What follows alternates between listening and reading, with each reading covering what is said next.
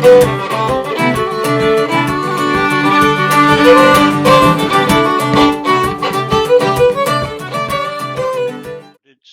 welcome to tonight's session of the Scottish Centre for Geopoetics. Tonight we have a treat in store. We've got a trinity of speakers. We've got Kirsten Somerville, PhD student at Glasgow, to be followed by Dr. Callum Sutherland, who's a lecturer in Glasgow. And the third person will be Simon Bradley, who's a musician from the University of Highlands and Islands and course director of the music environment course there. So these three people are going to talk for around 40 minutes in succession, and then we'll have time for questions. And I would just ask everybody to switch off your mics, so put yourselves on mute. And also, if you want, or you haven't already done that, you can put in the chat where you are coming from so we can get a view of that. And any questions you have, we'll pick them up at the end and put them in the chat. Okay, it's with that, over to you, Kirsten. Yes, so hi everyone, and thanks for coming along today. I'm Kirsten and I'm a second year PhD student at the University of Glasgow, based in the School of Education. And my PhD research is about using creative writing in the learning and teaching of glacial processes in school geography education.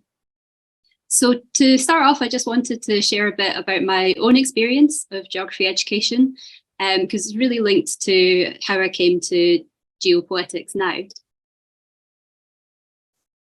So I grew up in Glasgow. I went to school in Glasgow, but I had strong family connections to Fort William, which is what you can see in the picture here.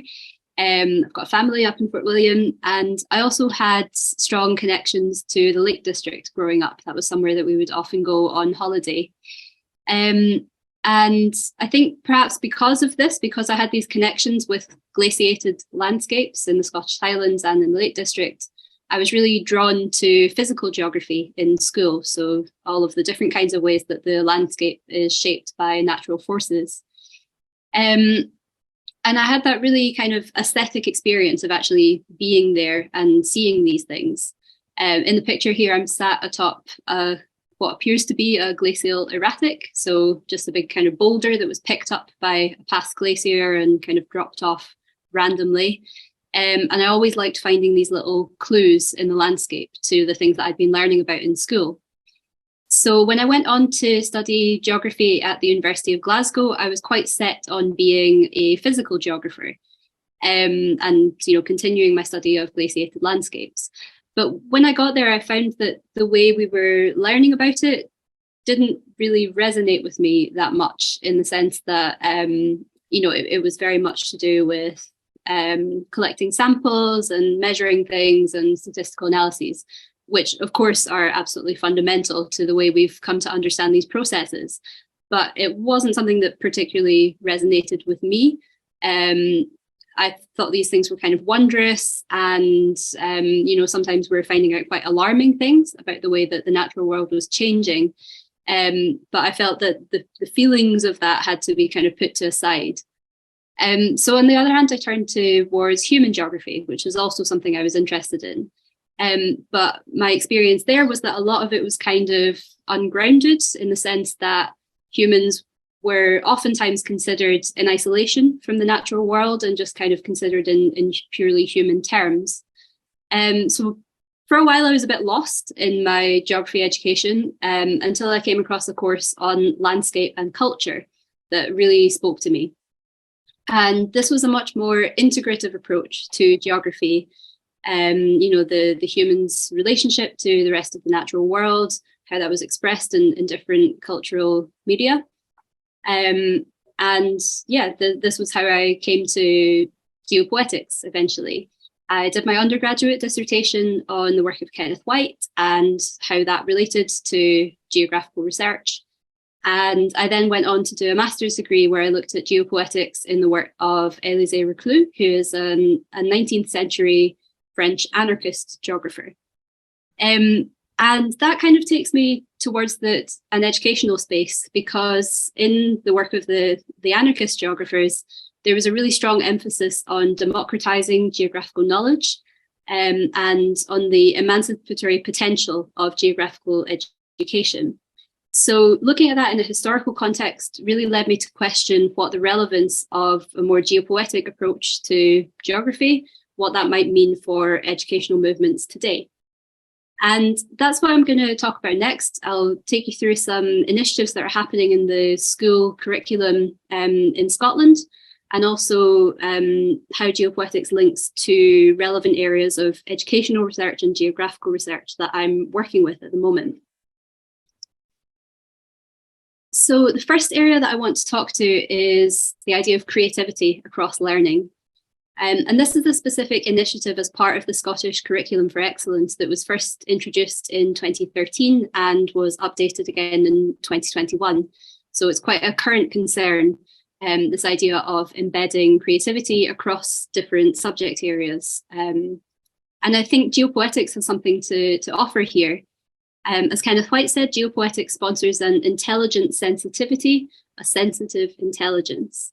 And this really speaks to my own experience of geography education, where the thing that really drove me to be interested in geography and to learn more about it was this balance between what I was learning in the classroom and what I was experiencing outside the classroom on my visits to Fort William and to the Lake District.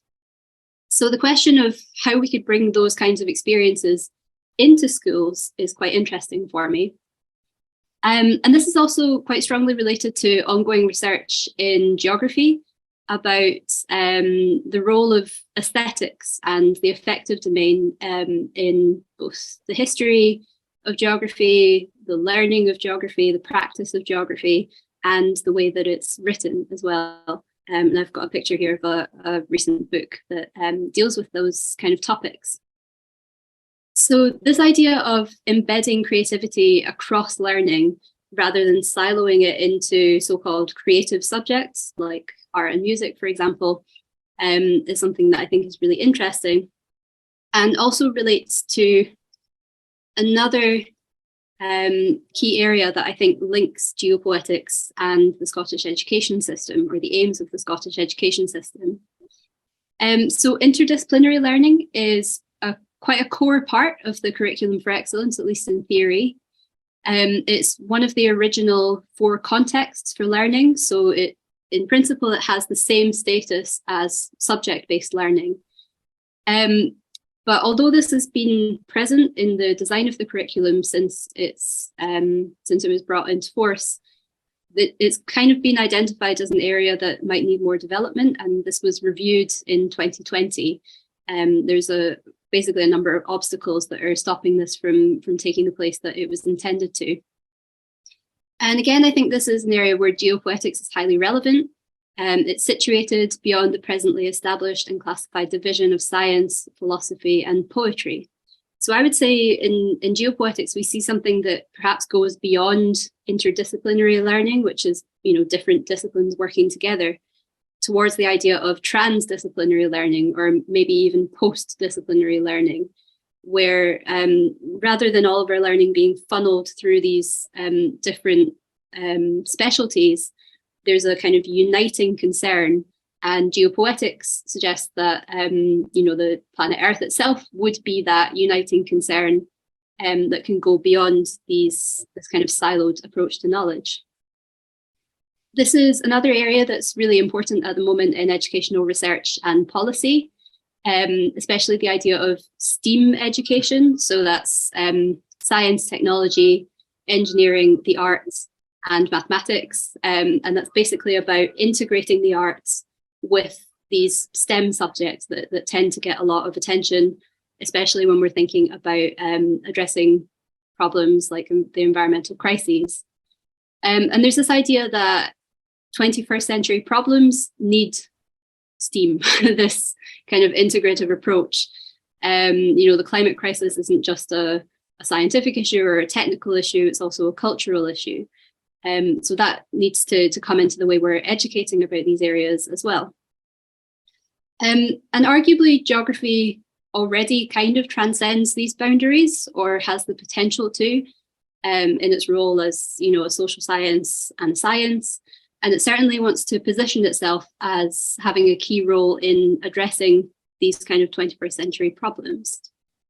That takes me on to my third point, which is learning for sustainability, another ongoing initiative in the Scottish Curriculum for Excellence that was brought in 2016, and a plan was put in place in 2019 to, again, embed these issues across the curriculum rather than dealing with them in certain subjects.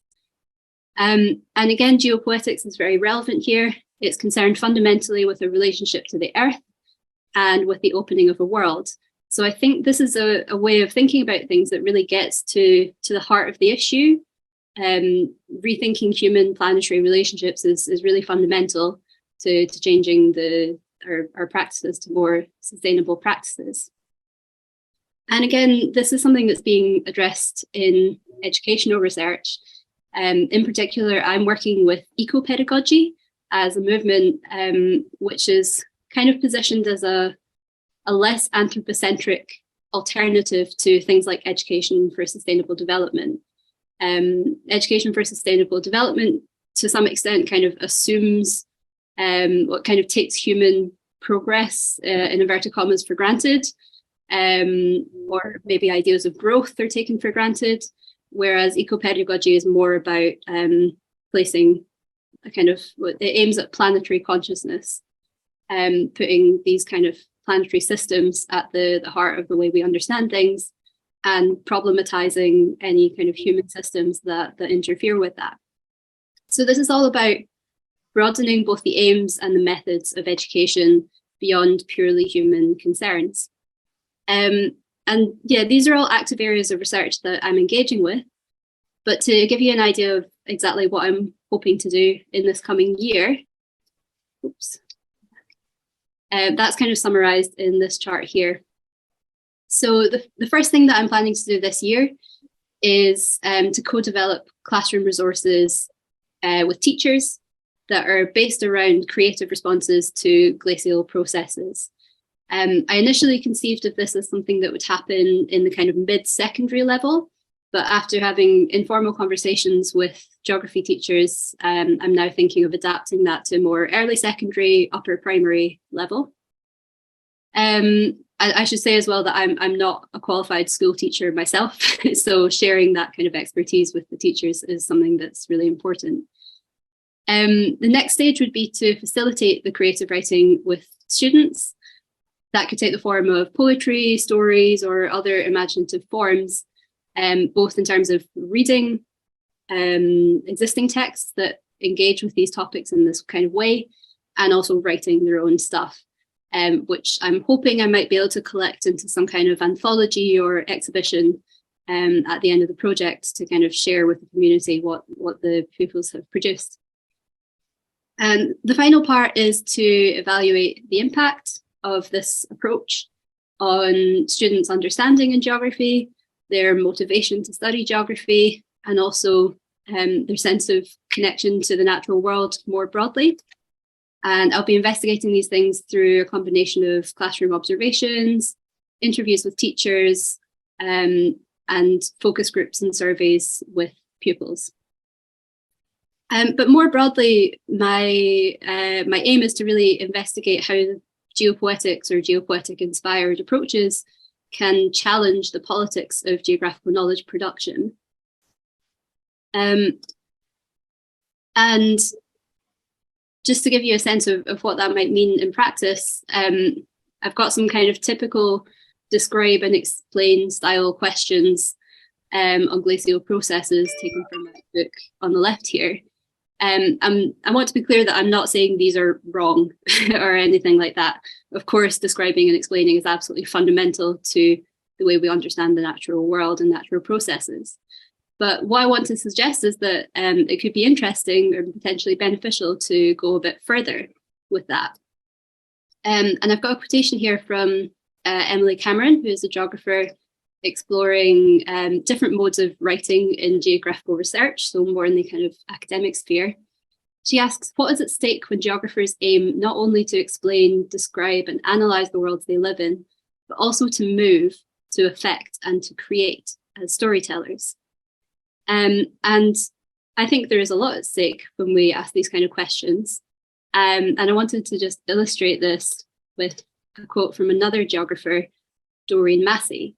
Doreen Massey is a geographer who's known for developing the idea of a global sense of place, which I think is very closely related to Kenneth White's idea of an open world. And she reflected on her experience of visiting Skiddaw in the Lake District and understanding this kind of rock formation as migrant rocks, things that aren't timeless but have moved around and shifted and changed. And she said, on having this experience, it wasn't as though I hadn't known all of this. What startled was the shift in imagination, the real appreciation of it. And I think this idea of being able to imagine or feel the movement of rocks and changes in the landscape is something that isn't directly accessible through the senses. We can't see it happening, but we can imagine it by using geographical knowledge.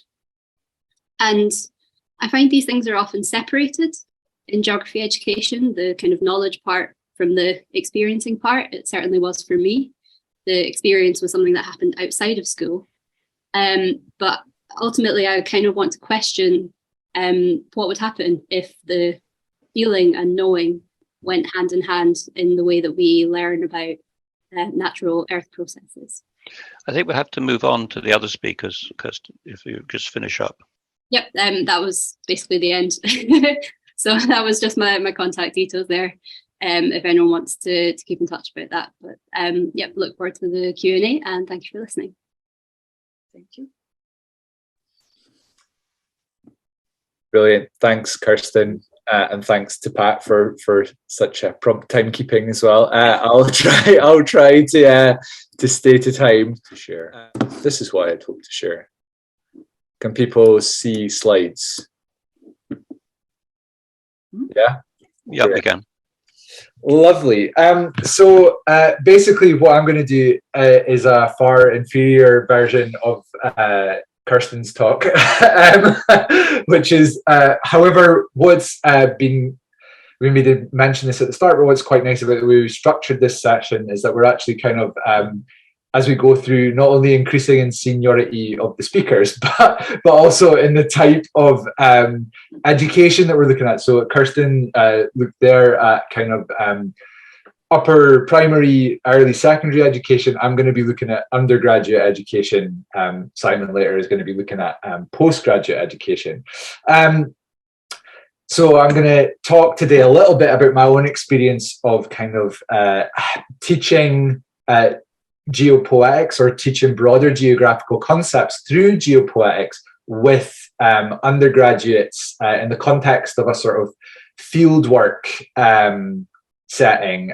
So in 20 something, a year or two, maybe a couple of years ago now, during the COVID pandemic, we as teachers, I was doing a research fellowship at the University of Glasgow at that point, but was kind of drafted in to help with some teaching. We're kind of trying to think about how we could run a field class with third year undergraduate students without sort of sending them out to meet lots of people, because of course that wasn't possible at that time. And so we decided as a team to sort of redirect people to sort of different methods that they could use, either where they didn't have to go and meet people directly or that they could do online. And so I'll say a bit more about this in a minute, but kind of decided that geopoetics might be quite a nice way to get students to engage with a bunch of really relevant geographical concepts, but without having to go out and sort of meet people directly.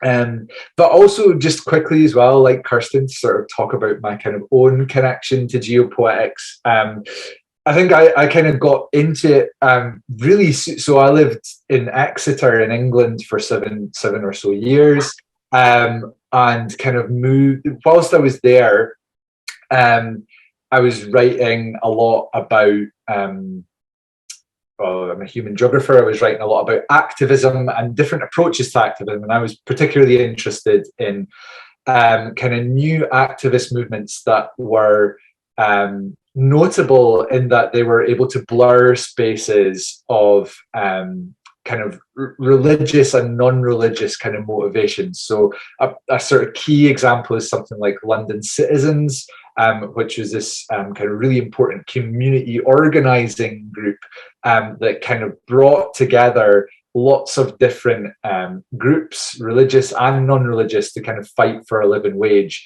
in London. And they kind of won that battle kind of back in the early 2000s. There's a human geographer called Jane Wills who's done a lot of work on that.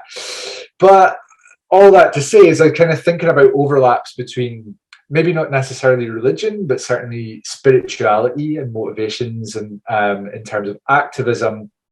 And I find myself, as I moved from Exeter back to Scotland, kind of feeling really reinvigorated by being home, I guess, being back in a place that I knew well, being back in a place that gave me something that I wasn't really able to put my finger on, right? Like certain places just resonate with us. For some people, it's where they come from or where they've moved to first, maybe when they've left home. For some people, it might have sort of national boundaries on it, which, you know, as geographers kind of makes us a bit uncomfortable. Don't want to think about that too much, but it's a real thing. But for other people, it can be totally different places. But for me, it was being back in Scotland in particular. And not only sort of feeling sort of reinvigorated by being home, just feeling happier, more at home in myself, also feeling more energized to sort of re-engage with activism in some sort of a way. In a sense, the kind of love for place being what kind of powered my desire to do activism that improved lives for people and environments in that place. And part of what kind of invigorate, and so kind of coming across geopoetics, particularly, so that there's a picture of Tinto Hill here. I kind of caught wind of this thing that was going on at Whiston Lodge, and there was a lot of talk in the sort of promotional material for that of kind of the connection of geopoetics to place, and particularly Scottish Centre's connection to Scotland itself, of course. And so, yeah, this kind of sense of wanting to draw even more energy from place in order to kind of power activism in place and for place seems to me to be a good idea. And so I wanted to kind of come and see what geopoetics is about, and was just really inspired by the different modes. I think Norrie quite often talks about this. Geopoetics is a way of engaging with the world as well as a way of representing it. And just feeling more and more kind of inspired to get involved in activism through the sort of geopoetic methods of engaging with place. And for me, that's sometimes that's natural environments. Like, sorry, I've always got to put that in inverted commas because I'm a post-structural geographer. So natural environments. That Kirsten sort of mentioned, you know, the lovely picture of her sitting on her erratic and stuff like that. But I do that a lot through kind of urban environments as well. I think we've always got to remember that urban environments are also part of the earth. And so already I'm kind of tapping into this sense of the blur between nature and culture. This is a really sort of key concept for modern kind of geographers, really, is this sense that actually natural environments, physical environments, kind of objects out there made of matter have an effect on culture, but that also goes the other way. It's a feedback loop between these two aspects of life. And I kind of saw, geopoetics is kind of like a really interesting way of kind of exploring that feedback loop of constantly kind of engaging culture in nature and nature and culture.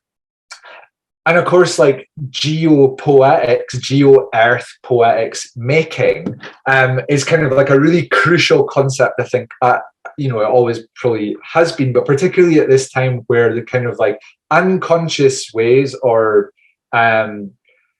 ways of making the earth that humans have been involved in that we maybe haven't paid enough critical attention to at previous points in history are now kind of like have us in this place where we're dealing with kind of climate catastrophe and climate change. And so all these kind of things kind of coming together, remaking of the world, climate change, blurring of the nature culture divide, kind of speak to me as a sort of a geographer at this point in history.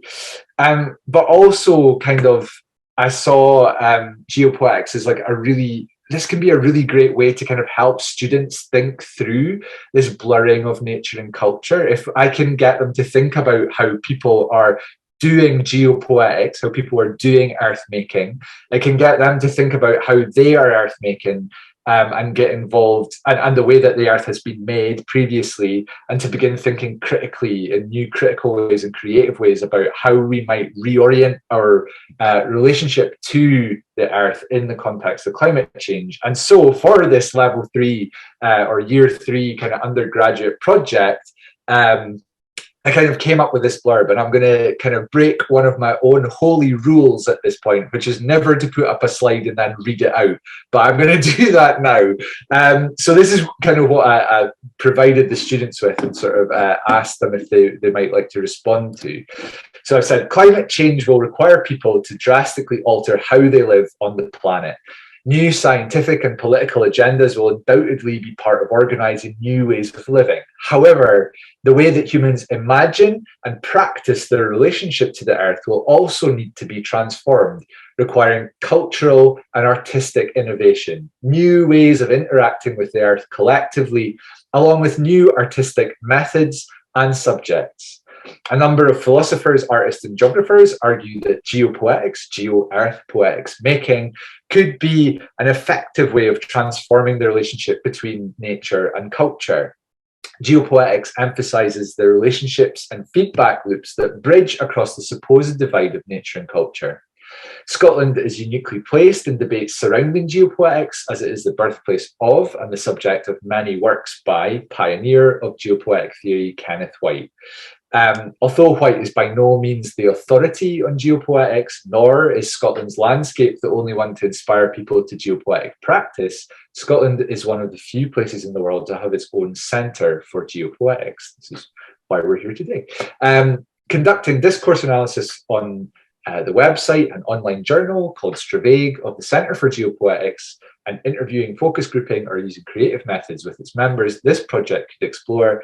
And then I've got a bunch of kind of questions there that are kind of pertinent to the project, which I can maybe, you can have a look at later when it pops back up in Norrie's YouTube feed. So yeah, I guess what I was mainly imagining that they would do is kind of interview Norrie mainly and kind of interview maybe a few other people that were involved with the Centre for Geopoetics, and then have a look through Stravaig, the journal, and sort of see how geopoetics is being kind of constructed in the Scottish context. Now, they didn't quite do this. They did some of that, but they didn't do all of that. They went off and sort of did some what's called discourse analysis of some climate poetry. There's a geographer over in the States called Eric McGrain, who talks quite a bit about climate geopoetics. So geopoetic work specifically connected to kind of climate and climate change. And Maria Sledmere works in the English department at the University of Glasgow. They interviewed her, and they also did some analysis of her book that she's co-edited with Rian Williams called The Weird Folds, which is a collection of poetry kind of interrogating ideas around the Anthropocene. And this was kind of really productive for them because it got them to kind of begin to, one of the things that's happening in geography as well, and which I didn't necessarily expect these kind of very young geographers to do, is kind of critically interrogate the idea of the Anthropocene. Different ways of maybe thinking about the Anthropocene that sort of obviously anthropos, humans, like that kind of centers human action, when actually maybe what we're talking about in terms of the negative impacts of, in the 20th century of human action are less to do with humans themselves and more to do with specific processes that they've set up. So another way that people have talked about our kind of recent, our current conjuncture with regards to climate is the Capitalocene. So foregrounding the role of capitalism in the creation of the predicament we're in. Are even from more racialized perspectives, the Plantationocene. So kind of looking at how actually kind of folding into a sort of Capitalocene idea, this idea that a lot of that is based on kind of initial kind of dispossessions of indigenous and racialized groups. So they got really stuck into that, like, and explored that kind of through their kind of analysis of Maria's work, which was just amazing and totally unexpected kind of bit of work that they did on my part. They also did sort of visual analysis of graffiti, protest art, and murals. So they went around and sort of looked at kind of stuff that Extinction Rebellion had kind of sprayed on walls or posters that they'd put up. They looked at sort of through, they weren't allowed to go out to protests, but they had pictures on their phones of previous protests that they'd been at, taking pictures of protest signs to do with kind of climate action and stuff like that. Thinking about, like, is this geopoetics? Like, could it be considered geopoetics? Is this a kind of earth making? Is it intervening in this nature culture blur? And kind of, if so, how is it kind of challenging our way of like interacting with the earth? That's 15 minutes there, Callum. Oh, damn. Right. I'll be very quick. So they looked at some, again, here's a nice mural of an artist called Smug. They did that through that. And then they also did interview Nori, which I told them to do, and I was very pleased that they do. And Nori gave them lots of amazing quotes. So just to do some quick conclusions, basically the students were amazing, responded to my brief and my ideas in ways that I could never imagine that they would. Foregrounding that we need to think critically about what geopoetics is as a concept, what might it be useful for at this kind of crucial moment in time, particularly human action with reference to climate change. They also foregrounded that art is kind of an exceptional way to experiment with different meanings and imaginings for geopoetics, whether it has this big cultural impact that both me and Kirsten have been thinking about in our talks. That's still to be decided, but it's definitely a way of beginning to play around with this thing. And then, yeah, what role can art as an aspect of culture kind of play in social change? I've kind of already said that there, but that's me. So I will hand over to Simon. Hello, thanks, Callum. Thanks, Kirsten. I'm going to talk a wee bit about my own route into geopoetics and then the work of the masters I run, program lead for UHI, the University of the Highlands and Islands. In preparation for this event, I attended a lovely evening of poetry, song and geology in the Fruit Market Gallery in Edinburgh that resonated on a very personal level. My first degree and reason to move to Edinburgh was geology, and it was in Edinburgh that I first found fellow musicians to form bands with. One theme was the migration of rocks in contrast to their permanent or at least glacially slow-moving reputation. Erratics, dropped stones transported and deposited in exotic locations. Poetry reading and music recitals complemented these ideas. My own route to geology and music has been through a fascination with the colourful and jewel-like precious stones, the Inishowen pebbles I found on family holidays, to Donegal. A crumb of the ancient geology, as Ian Hamilton Finlay states, or as Zeb New Herbert points out in his poem Pebble, pebbles cannot be tamed, to the end they will look at us with a calm and very clear eye, alluding perhaps to their inscrutable permanence and earthly wisdom. I would collect, classify and cherish these perfect pebbles and take them back to Rochdale, where I lived in a very different landscape.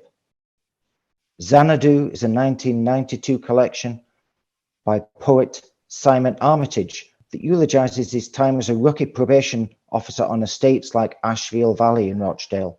Influenced by French architect Le Corbusier, and his utopian notion of streets in the sky, the artist impression on the left, turn out quite differently, as you see on the right, as did many similar projects.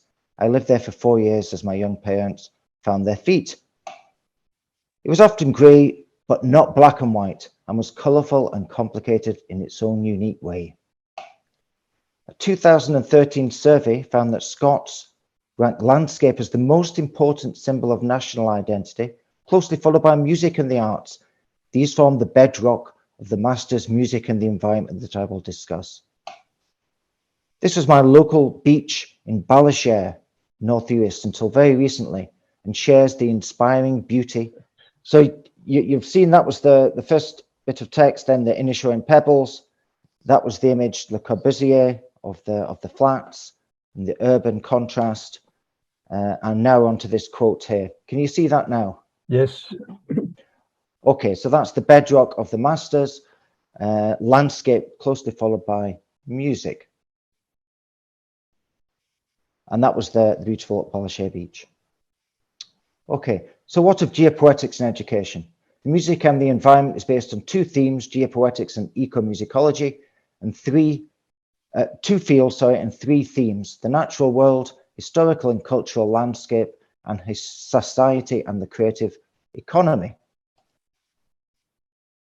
This audience will be familiar with geopoetics, a rejoining of knowledge centered on the earth.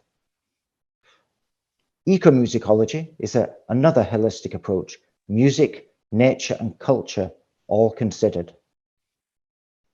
If you look at this, you can see that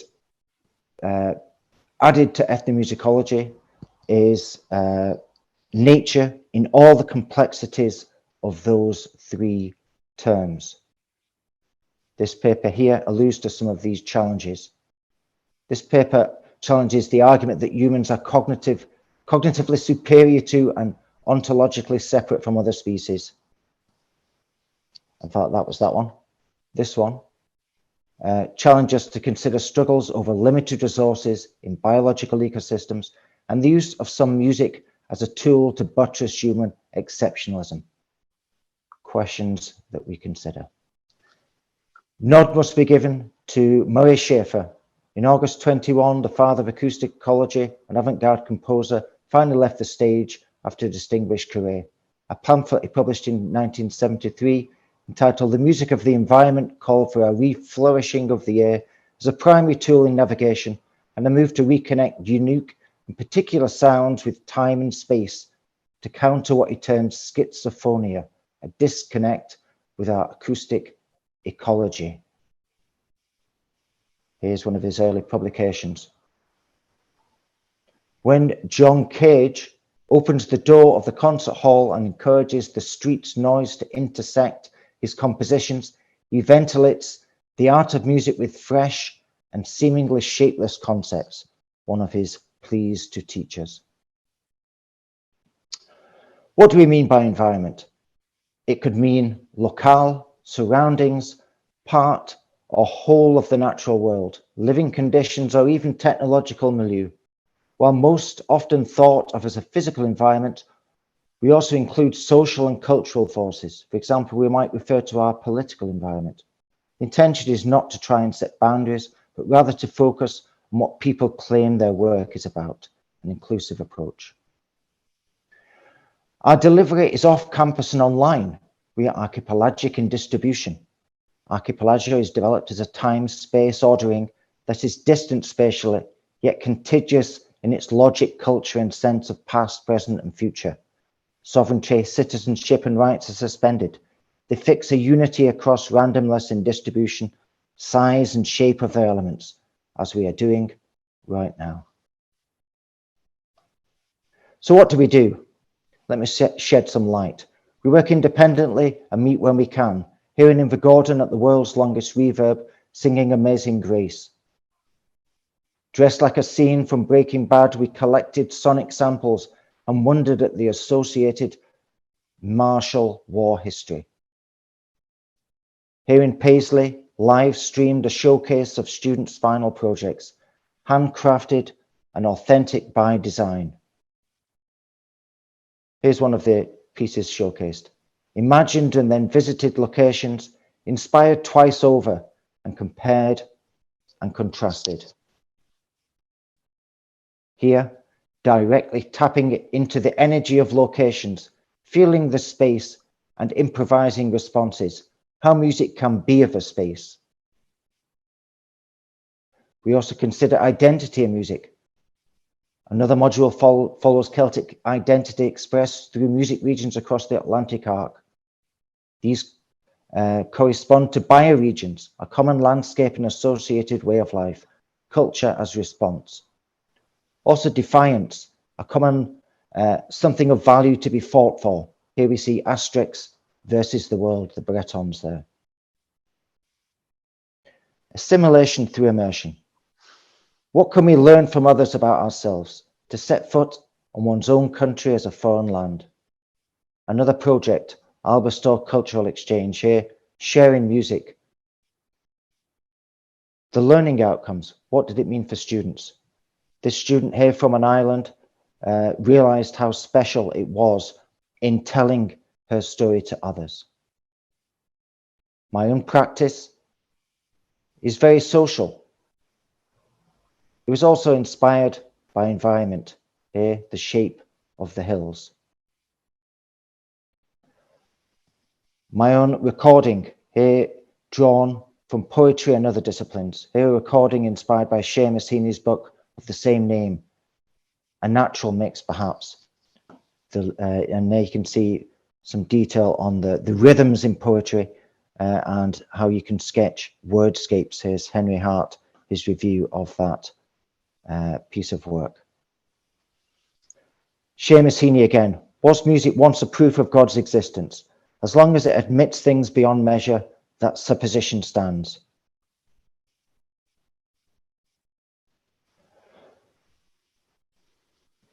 Well, we do, in attempt, try to measure it academically on the masters, and we use technology to boot. We collaborate and compose over the ether. Students from the USA, South Africa, and Australia, alongside Scots and the rest of the UK. You can make your own minds up whether we succeeded and embraced Geopoetics at our next showcase in January, which will be live streamed on Facebook. You are all invited, and thank you for listening. Thanks so much, Simon. That was a lot of material there in a short period, but thank you for keeping to the time slot. So I was interested, just Simon, pick up on your energy of locations. How does that link back to, Callum's wish to see the people taking the energy of the place and using it in their being fired up by the energy? Perhaps we both could talk to that. You talked about the energy of place, and Callum talked about, something about the energy. Yeah, Callum said draw energy from place to boost activism in place, and you talked about the energy of place and the music of place. So those two seem to align pretty well. Yeah, so that particular project was a Welsh student who lived in the Cambrian Hills. He had very special places, and what he did was he took fellow musicians to those places for the first time, and they set up some recording material and just responded. They tried to absorb the energy, the spirit of the place, and respond and share that through their improvised music, and that was recorded, and that was then brought back to the studio, and that formed his project that made a whole album. So that was that particular example. Sorry for putting so much information in. I was aware of the time constraints, so I did flash past. But that was musicians drawing up the music from the earth and sharing it sonically. That was the idea of that particular project. No, I think the material showed that you have a lot of different streams to your bow, if you like, a lot of different strings to your bow, if I might say that. Do you want to comment on that, Kirsten? Yeah, it's something that I'm kind of considering to what extent I want to include a place-based element in the way I approach things. I'm hoping to work with more than one school So the way that I develop the resources would obviously depend if there's going to be this kind of local element, but it's something that I think is really helpful, and something that I've kind of worked with before. So last year I also took a kind of postgraduate short course in teaching creative writing. So I got to try out, different approaches to creating stimuli and provocations for people to respond to. And yeah, one thing that I think a lot of people enjoyed when I tried it out, the kind of fellow students on my course, was taking the local environment as a starting point into these broader systems and processes. I started with an erratic that I found nearby the campus, as that seems to be my favorite thing. I had a lot of feedback from people saying that kind of concrete, visible thing that's in the locality is a really kind of helpful and vivid way of getting into maybe the more abstract concepts of glaciation and transportation of sediment and all of these kinds of things. So yeah, it's kind of TBC whether that's going to be a part of what I end up doing in schools, but certainly something that I think is a really valuable way to approach learning.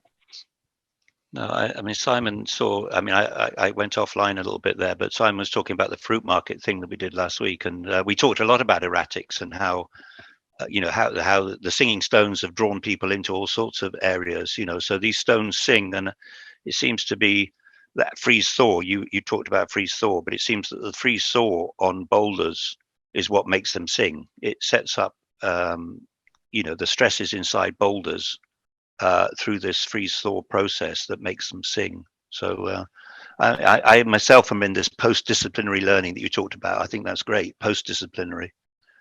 But there was a question out there from Nick McKelly in Toronto that Uli has sort of tried to answer, but perhaps Simon's was addressed to Simon, or the first question. Sorry, I will go back. There was a first question. Simon, do you address traditional cultural music, or is the focus more on contemporary composing? Well, we do certainly draw on the traditional and the indigenous music of Scotland, but not exclusive. But we've had quite a few classical musicians. We have all genres, in fact. A cohort today had an opera singer, a hip hop artist, a singer-songwriter from South Africa. So it's very broad. Numerically, we tend to get a lot of Scottish-based students and a lot of people that are interested in traditional cultures, but it's not exclusive by any means. And I feel, and the students report, that they can learn a lot from interacting with people from different disciplines and their perspectives, and we're the richer for it to having that inclusive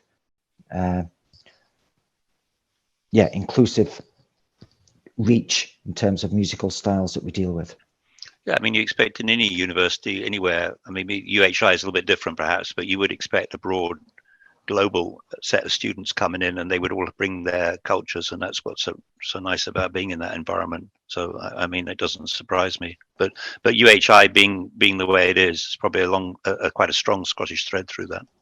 So the follow-up question from Nick Misselli in Toronto was, it's nice to have somebody all the way from Toronto. Yeah. To all panelists, how do you feel about visual art as a way to experience the land? There was a focus of music and creative writing. Those are the things that we talked about. But how about the other visual arts, the film, the painting? I am aware that within the poetry, the geopoetic stuff that we put together last year, there's lots of examples of people painting the environment. There's also people create songs. I think one question I would ask Callum is that there were songs from the miners in the Midlands that we came across talking about the mining, and I wondered whether that kind of energy from Glasgow particularly comes through. You've got you got Shuggie Bain basically in that. There's a sort of quite a heritage of mining coming through in the background. So I just wonder, yes, music, art, other things. Do you want to comment, the panelists, on this? Examples of you come across of art and other visual film that you would say also is in the geopoetic domain. Do you use that in your teaching? Yes, I certainly do. We consider all mediums, all formats, textual, video, sonic, and we're open to any ideas and thoughts, however they're expressed, that tie in with this resonance of geopoetics and this holistic view of locating one's practice. I watched the last online conversation with my colleague Antonia, the archaeologist, and we talked about stones. And one thing about music is it's unlike stone, which is my first study, as I mentioned. It's, you can't see it, you can't pick it up. So on a personal viewpoint, I think that there's so much to be gained by attempting and striving to locate your work and connect it to the tangible and the located. So I think musicians naturally strive to do that, no matter what their genre is. Yeah, I mean, on film, we are in the Norrie is involved. We are trying to make a movie to capture some of all this great stuff that's out there around geopoetics. So that's something that if people have geopoetic film out there, then I'm sure we would like to know more about that. So Kirsty, do you have a comment on this, the use of visual art? I mean, do children, the school kids, are they out there with mobile phone cameras, and are they out there with their iPads and their paint on the iPads in the environment? So this is another thing that I kind of had to kind of narrow my focus just for the purposes of the PhD study, but it is something that I'm very interested in. And initially when I was conceiving of the project, I thought we'll get all the departments involved, everyone will have something to contribute, and it'll, be visual arts, music, film, everything. For the purposes of my own project, I had to narrow that down, but I think the potential for that is really exciting. I don't have any specific examples that I could draw on, but I think the question's very much open, and within geography as well. There's so I think one of the pictures I included was a book where Harriet Hawkins was one of the co-editors. She's someone who works a great deal on geography and art in this kind of geopoetic sense, both as a kind of practitioner and analyst. And I think, there is a lot to work with there that could be really interesting. Could I add something here? Yeah, come on in if you want to add something. No. Yeah, just to say that the common response from visual artists, from painters especially, and to some extent filmmakers, is that when they hear what geopoetics is about, they usually say, "Oh, that's what I've been doing for years. I'm glad you've given us a name for it," because a lot of painters of different kinds, they very much respond to the earth around them and to the landscape and the seascapes that they come across. And recently we had last June, I think it was, Pascal Wrench, I think her name is. She came to Ling and she worked outdoors the whole time, and she did some wonderful paintings, which were then exhibited at Aberfeldy Gallery. So in the book that I'm writing about, which is called Living on an Island, Expressing the Earth, it's about my involvement in geopoetics, but a big part of it also is about, if you like, the great companions, the fellow travelers of Kenneth White and others who have expressed geopoetics in their own creative practice. For example, Joan Airley, whose paintings of both Glasgow City children in the 50s and 60s, and Carterline, wonderful paintings of the sea coming in on Carterline. So, and another one is Oscar Mazzaroli, a wonderful photographer. So there are lots of examples of visual artists who either consciously or they were predecessors of geopoetics in the work that they did, and many are still doing. So we would like to get a lot of that into the film that we're making. It's a full-length documentary film. We're going to start, I think initially we agreed on April, but I'm thinking that when we go up Arthur's Seat, if the weather's reasonable, in the 18th of February, that we could do some filming there. And then we have our AGM, and we have a lecture, Tony McManus lecture on geopoetics afterwards. So I'll give that another plug at the end perhaps, but I would say there's a lot that the visual artists have responded to geopoetics. And Ulri's put in there in the chat a recent book by Mary Medine and Ian Biggs that connects visual arts and geopoetics. So I don't know that book. So Simon's put more information on his end of year show. I guess that's what it is for the masters. There was a question from Rita to everyone. So Rita in 29 delivered workshops as part of a curriculum for excellence in schools in East Lothian, giving them an artistic experience. They responded to my home, my street, my town, my country, and my Scotland according to age. Their responses, enthusiasm, outcomes were very creative, using all the sense. So, as Kirsten said, it sounds great. I wonder, did that Kirsten's hoping to get a publication from the end? Some people's publications around groups of children doing things have ended up causing a bit of a problem. But I wondered whether Rita was that published. Mm-hmm. And the reason I ask that is because I'm interested in down in schools in Dumfries and Galloway, going down and doing some geology in the science. I strongly believe that there's a role for poetry in teaching science concepts, and the way I look at it in a university, it's difficult to some of the art subjects. It's difficult to fund them in many universities. Those departments have struggled, and the STEM subjects seem to be doing okay, and so they have the money. So I think poets working in STEM departments is a very good way going forward. So it would be great. Rita, have you got the speaker? Can you? Yes, I've got it now. Yeah. Sorry. Okay. I've collected images from the actual work the children did, and in one school I did make up a booklet for them, but I haven't published anything along those lines at all, actually.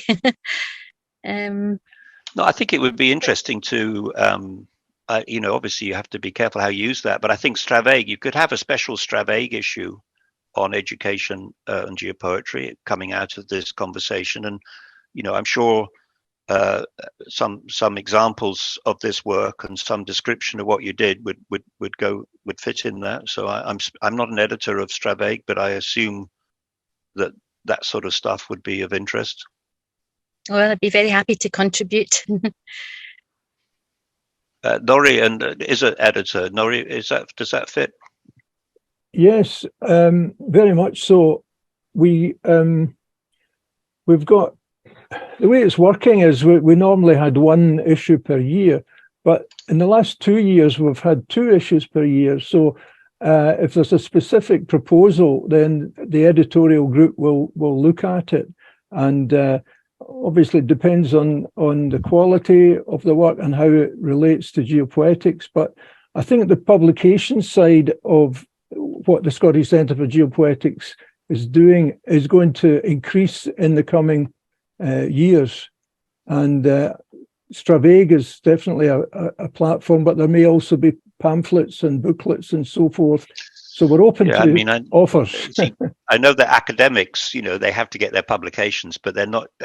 We don't have citation index of Straveg is not particularly high, I don't think, but it reaches the people you want to reach. So that's encourage you. to put things into Straveg. I certainly enjoyed putting a thing around John Clare, which is in issue 12, which is on the website. Yeah. Siobhan Healy's got a hand up, and can you let her speak, Nori? Thanks, Rita. That's a nice contribution. You're welcome. Thank you. Hi. Yeah, I was actually going to type it. I was like busily typing away on my mobile phone.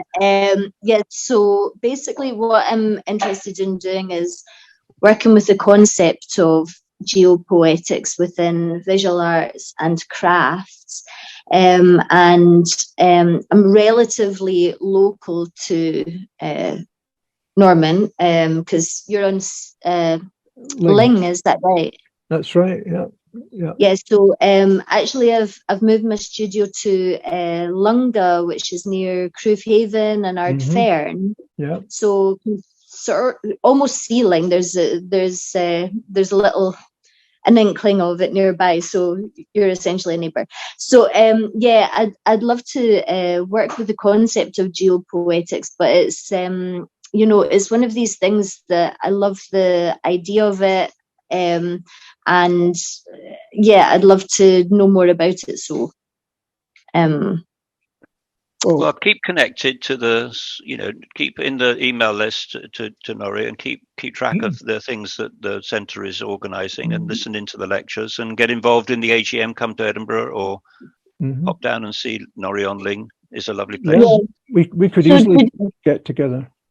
Oh, great. And yeah, and I'm wondering about did you say that you're going to meet on Arthur's Seat for the AGM? Is that right? Yeah, Saturday the 18th of February. We're going to kick off at the Poetry Library, and I volunteered to lead a walk, which I've done before with various people, and following in the footsteps of lots of other people who've done walks on Arthur's Seat, and light on the geology and more heavy on the poetry, but also nice scenery. Maybe we have a few glacial, maybe it's covered in snow, and we can look at the erratic, which is otherwise known as St. Anthony's Well, and we can look at the glacial topography and think about these things. So there's lots of, you've got everything we want in a glacier is on Arthur's Seat, from striations to erratics to corries, combs, cirques, whatever you want to call them. Yeah. It's So all there. the AGM will be back in the Poetry Library after the walk. If we can get the back off the hill, Nori, and if Patrick stops talking. So is that fine, Siobhan? And there's a question from Christopher. In fact, Christopher seems to have put his academics. This looks like a piece out of Callum's book, which is a sort of assignment for a PhD almost. I'll read it quickly. How did the panel consider the potential of the transformative mindset shift in how we think about and perceive the natural environment as we hopefully manage to decapitalize, degrow our consumption-based existence? What are their thoughts on the key areas to develop for sharing an engaging approach to our experience and the natural world, which both furthers and wider proliferation and justifies its existence as a cultural norm? So there you are. We have to justify. How are you going to answer that? Maybe that's in the last chapter of your thesis, Kirsten. Definitely something that I want to kind of address is the impact. This is something that's been identified as a bit of a area for development in geographical engagements with geopoetics so far, is that there's a lot of enthusiasm for it and a lot of saying, this is transformative.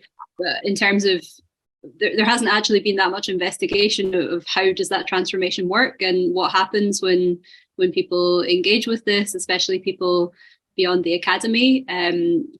Again, within geographical research, there's been a lot of geographers who do their own kind of creative engagements, and there's a lot of excitement about how this can bring people in from outside academic spheres. But I think we do need to do a bit more to investigate. Yeah, does this influence a mindset shift, and how does that happen? Kirsten, a PhD, you're at the forefront in the world when you get to that end of that PhD. So not to raise the ante, but you're going to have at least some contribution to make, because this is really powerful stuff, and I think we need that an academic base for I get the feeling that the academics working, sometimes they don't really understand where geopoetics is coming in, so I think some traditional people working in the poetic field are not necessarily connected here. So I think the answer to this has to come out, the justification of this has to come out from studies like yours, and that's a really valuable thing to do. So we'll all be on the edges of our seats. But I'm going to ask Christopher to identify, why has he asked this? Is it something that he's been asked, or does he feel we need to justify it, or? Well, sorry, apologies first of all for the verbosity of the question or the comment. It was less than Callum's. It was less than Callum's. So. It was just from a perspective as an ecologist and someone who's working in the natural environment at the moment on an estate in the Scottish borders.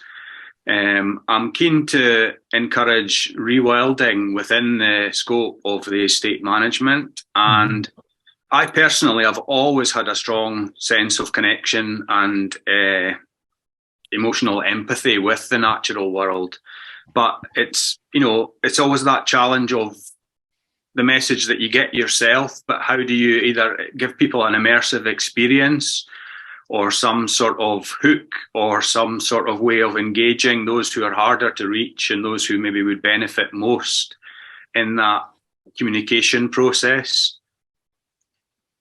Well, I think it was quite interesting. If Callum had been here, I would have said his little thing that he put out to his students was like bait. I said, well, there's bait. He put that out. The students went off and they went off and they found something completely different, but that doesn't matter. It's all geopoetics. It's almost like anything you come back with. My issue around the rewilding is, if you read Kenneth White, he says geopoetics starts as the ice melt. And the first trees that came in when the ice melt were things like so what trees do you rewild with? Because the trees that were here first, the birch, I can't remember, I did have this in the talk we gave last week, the trees that came first, second and third, which ones are you going to put back? Because the trees have evolved from that first, I love that, because geopoetics, if you think about it, we had all this ice over Scotland. Most of Scotland, all of Scotland was probably under ice till about 10,000 years ago. And as that ice melt, you start with a white sheet, and as that melted, Alba, in came whatever came, the trees, then the animals, and eventually the people. Yeah. And, that's, Kenneth White says, that's when the start of geopoetics, No, good. No, that's great to hear. And as I say, again, it's from the point of view of that kind of, that within that ecosystem framework, there's processes you can do to rewild and to encourage the natural environment to flourish. But it's also for me about either person to person or in wider communities to get that message across and not evangelicize, but, just campaign on behalf of the natural world. If I could maybe jump in. Yeah, come on in, Kirsten, because you're the panel. I'm not the panel. There's some interesting work in terms of, this link between, the question of what is it that actually motivates people to engage in kind of pro-environmental behaviours. And there's a lot of work coming out in kind of environmental psychology around that, which is quite interesting.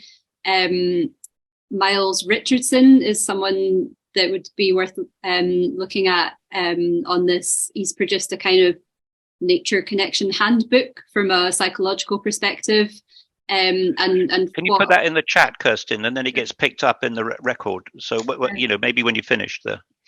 Yeah, I can post the link to that, because it's quite. It's not, it's based in academic research, but it's a kind of, it's not. It's based on studies, but that particular thing isn't a study. It's a kind of guide that's a practical guide for people working in these areas. And a lot of this is happening at the University of Derby. There's a team working on this a lot, and they found that, it's not just spending time in nature, or, nature in inverted commas again. It's not just spending time in these environments, and it's not knowledge of them that motivates people. It is their sense of connection. Do they feel a part of it? And they've developed something called the pathways to nature connection, which are, off the top of my head, the senses, beauty, emotion, meaning, and compassion. And these are the things, when people engage in these ways, like ways that engage the senses and the emotions, that seems to be the thing that motivates people more than anything else. to actually engage in like pro-conservation behaviours, for example. So yeah, I'll share the link to that because it's quite an interesting body of research, which I think also is really good justification for these kind of artistic engagements. That's what art does so well, is engage the senses, engage the emotions. And there is, kind of rigorous psychological research that's being done that kind of supports that as a way of engaging. So I'll share the link to that in the chat. I think passion helps as well. If people are passionate about it, Christopher, whatever, if you're passionate about it, then people do respond to that. I think passion is quite important. Simon, so I was going to just call Norrie. I think previous issues of Straveg have got some articles about rewilding. Christopher, I don't know if you've come across those, but there are articles out there because it's something that comes up. Yeah, one of our council members from Cambridge, James Murray White, he set up the Extinction Rebellion rewilding group on Facebook, and there are over 20,000 folk are involved in that group. Now they're not all writing every day, thank goodness, on Facebook, but I think it's a one indicator of the way that the climate emergency has focused minds a lot more than it used to do. And I think we're hoping that our film will have a wider impact on these issues. These banners behind us here were contributed to us by an environmental consultancy firm at COP26 last year. RSK they're called, Yeah. So if you look up RSK there, and there were about 150 business leaders at a conference, a one-day conference at COP26, and we read four of us read some of our poems in introducing the various sections, and the feedback they got was that this was one of the best conferences they'd ever been at.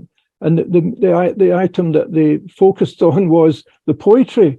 They gave it a whole new dimension to what they had expected at the conference. So we've got a good relationship with that company, and we're still in touch with them, and we're hoping we can develop that further. So I think the general picture to me is it's not fast enough and it's not wide enough, but there are definitely lots more people than ever before interested in both trying to protect the natural world and also in geopoetics. Our membership has tripled at least in the last 2 years since we started these virtual conversations. So we're around about 200 members now. So that tells you something is happening, And they generously have put the money forward to make this film, which was then matched by the generosity of the Geopoetics members, basically. So that's the budget for our film.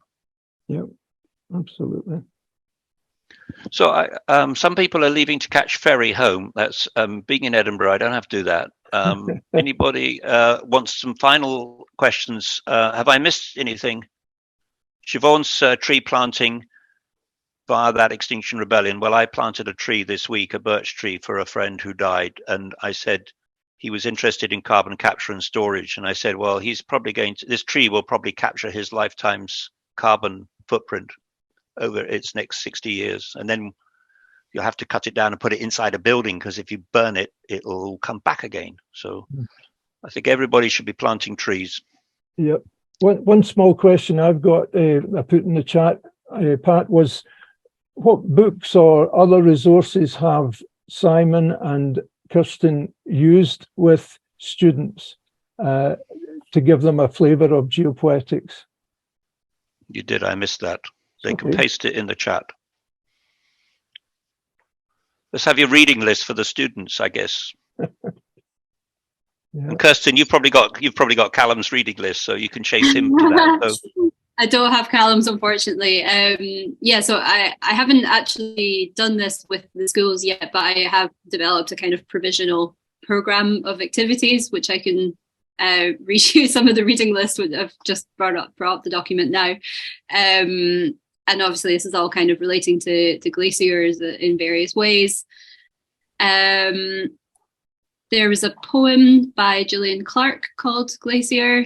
There's a few pieces by Alison Hallett to do with errata. There's one on erratics. There's another one called The Stone Monologues, which is, again, this idea of kind of migrating rocks from the rock's perspective, which is interesting.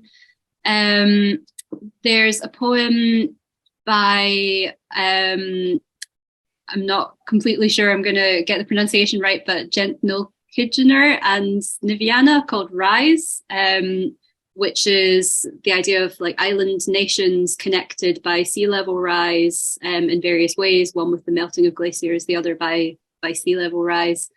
And, the idea of rising in response to that and coming together. It's isostatic readjustment is not the sea level rise. If islands are coming up out the sea, it's because they're rising with all the raised beaches. So I think that's the mechanism. I think this poem was referring specifically to sea level rise as a result. Oh, so the islands would disappear then? That's the idea that they're exploring, yeah.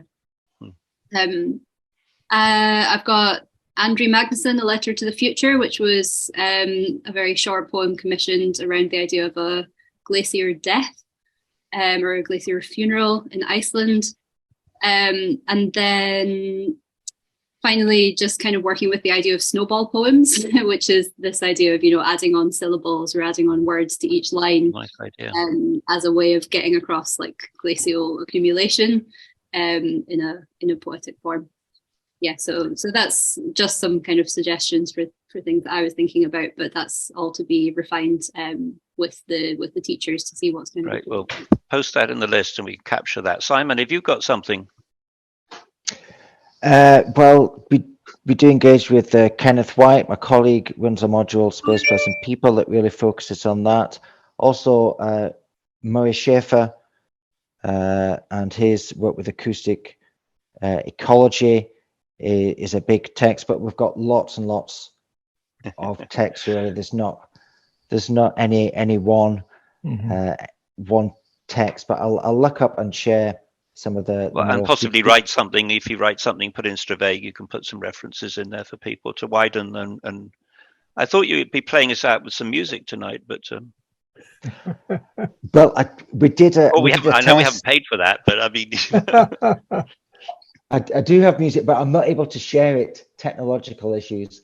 No, I understand. We've had enough problems with your slides, so I think we can't go down that route. So next time, for the movie, we can have some movie music from you, Simon.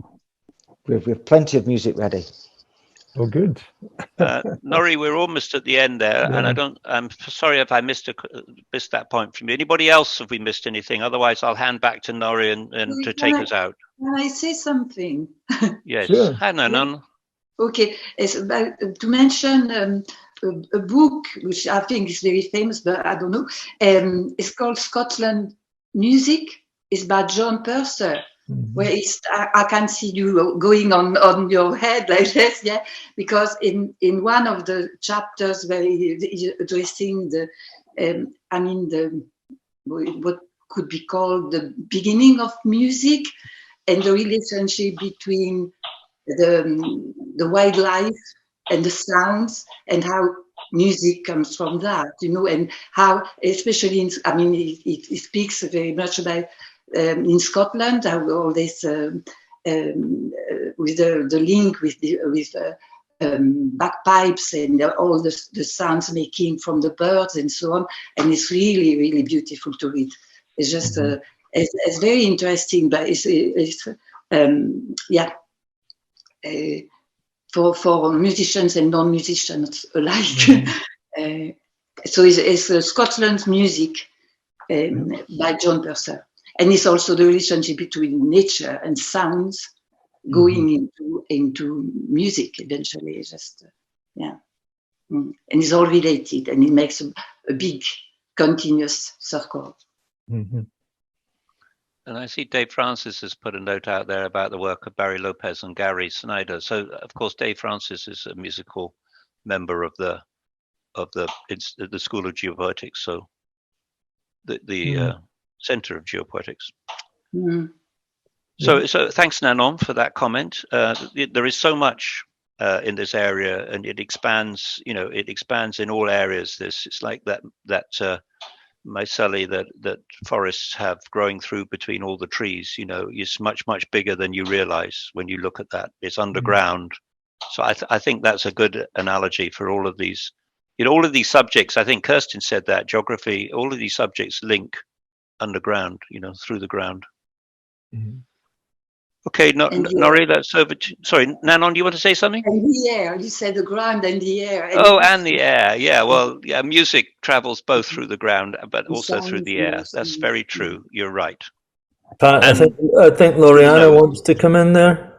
Yes. Okay, hi, Dave. Come in, Loriana. I just have a thought who relates to education. There was a time when I was a primary school teacher, and later I taught teachers. And I think teachers in general have the tendency to give answers where there is no question.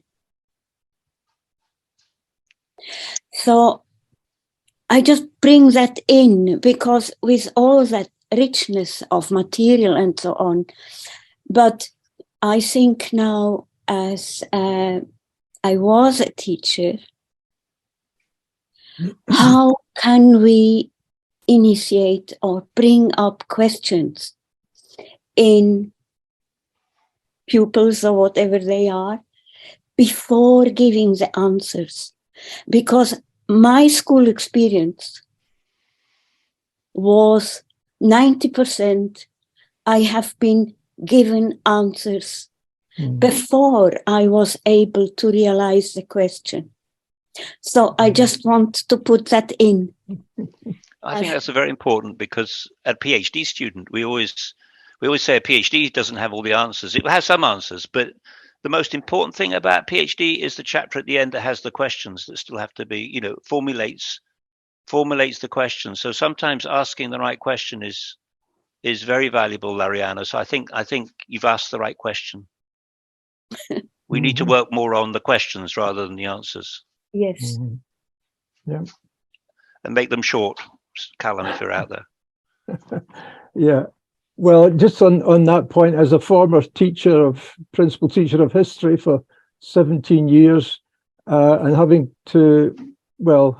simplified the curriculum for the different years 1 to 6, I do take the point that even when you sort of thin it down a bit, you still find yourself sort of telling children what to know, what they should know, rather than asking them to write, to ask questions. But I'm hopeful that teachers today are developing their skills and their abilities to deal with that. We read that the inspection in schools in England, probably not in Scotland, but the inspections to school are going to rely more on asking the pupils that they bump into in the corridor, what are the dates of famous battles and which is the river. So I think we're going the wrong way. Yeah, well, that's a big subject, the difference between education in Scotland and England. Yeah. But I just say well done to the EIS and all the teachers today who came out and said that they want a better deal. So as a former EIS activist, well done to all of them, and to the UCU in university education, who again were on strike today. It's almost becoming the beginnings of a general strike, from what I can see in the media at the moment.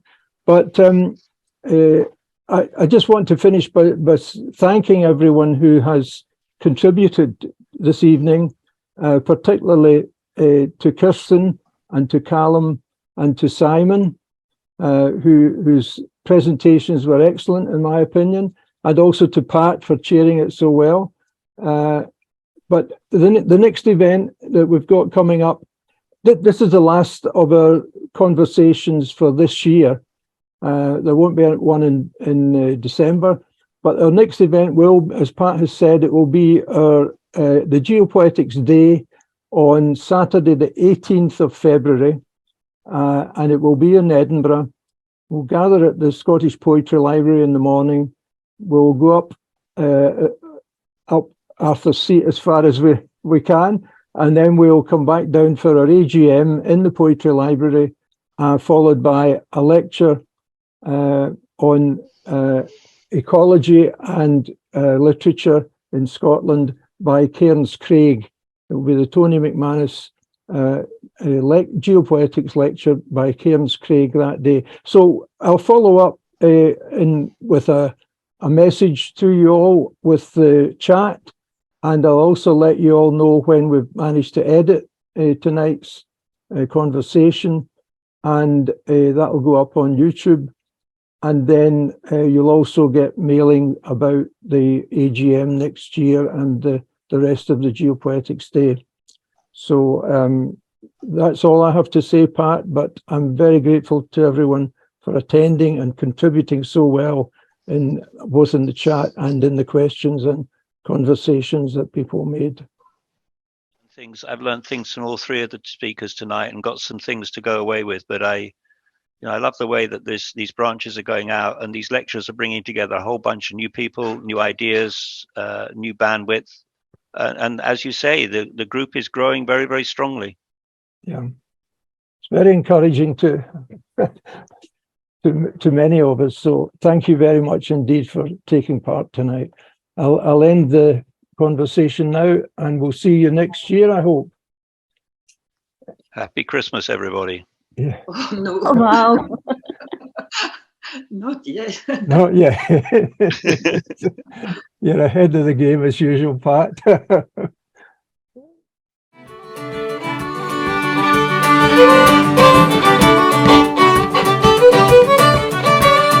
Thank you.